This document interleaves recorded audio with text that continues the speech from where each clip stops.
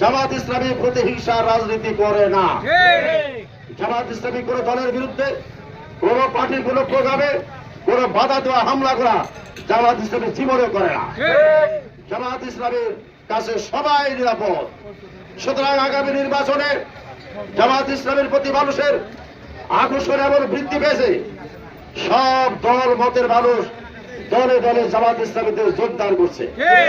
গত এপ্রিল মাসে 20 দিনের মধ্যে নাটোরে 94,500 জন অন্য দলের লোকজন জামাত ইসলামীতে যোগদান করেছে। বহু হিন্দু, বহু অন্য দলের নেতারা জামাত ইসলামে যোগদান করেছে, এখনো করছে। আল্লাহর মেহেরবানিতে সাইদি সাহেবের দোয়া ইনশাআল্লাহ কবুল হবে। আর কয়দিন পর উনি বলেছেন, আমার জীবনের বিনিময় হলে আল্লাহ তুমি বাংলাদেশকে ইসলামের রাষ্ট্র করে দাও। আগামী নির্বাচনে জামাত ইসলামের 300 আসনে ক্যান্ডিডেট দিয়েছে। জামাত ইসলামের ক্যান্ডিডেট কোন টোকায়, কোন মাস্তান, বেশি শক্তির অধিকারী কেউ হতে পারে না।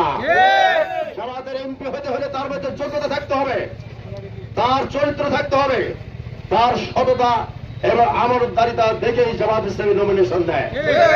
ভাই সাহেব, এই জন্য জাতি রাস্তা হাজার করেছে। জামাত জাতি আজকে তাকিয়ে আছে, সব দলকে দেখেছি, এবারে জামাতকে দেখতে চাই।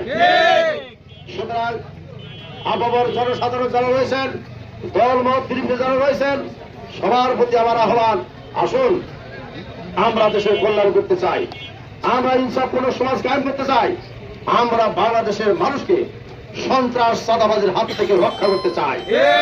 এই ক্ষেত্রে আগামী নির্বাচনে জামাত ইসলামী আমাকে নমিনেশন দিয়েছে, দাঁড়িপাল্লা প্রতীক। এই নাটোর উপজেলার সার্বিক উন্নয়ন, সন্ত্রাস দমন, দুর্নীতিকে প্রতিরোধ করা, চাঁদাবাজি দূর করার জন্য আমি দৃঢ় প্রতিজ্ঞ। আমি যেমন চাঁদাবাজি করব না, কাউকে করতে দেব না ইনশাআল্লাহ। চুরি করব না, কাউকে চুরি করতে দেব না। নাটোরবাসীকে রক্ষার জন্য চেষ্টা করবো ইনশাআল্লাহ। নাটোরের উন্নয়ন হবে ইনশাআল্লাহ, চুরি না হলে উন্নয়ন হবে। কারণ 100 কোটি টাকা বরাদ্দ হলে তার যদি 60 কোটি টাকা যদি চুরি হয়, কাজ হয় কোথেকে? জামাত ইসলামী কোন নেতা করবি চুরি করার রাজনীতি করে না। জামাতের প্রত্যেকটা নেতারা বিভিন্ন রকমের কর্ম করে খায়, কেউ চাকরি করে, কেউ ব্যবসা করে, কেউ দোকানদারি করে। আমাদের দেশে অনেক দল আছে রাজনীতি করে খায়, ওদের নাই ব্যবসা, ওদের নাই চাকরি, রাজনীতি করে তারা কোটিপতি হয়, বিদেশে বেগম পাড়া বানায়। একবার জামাত ক্ষমতায় গেলে এই সব অপরাজনীতি, চুরি করার রাজনীতির কবর দেওয়া হবে ইনশাআল্লাহ।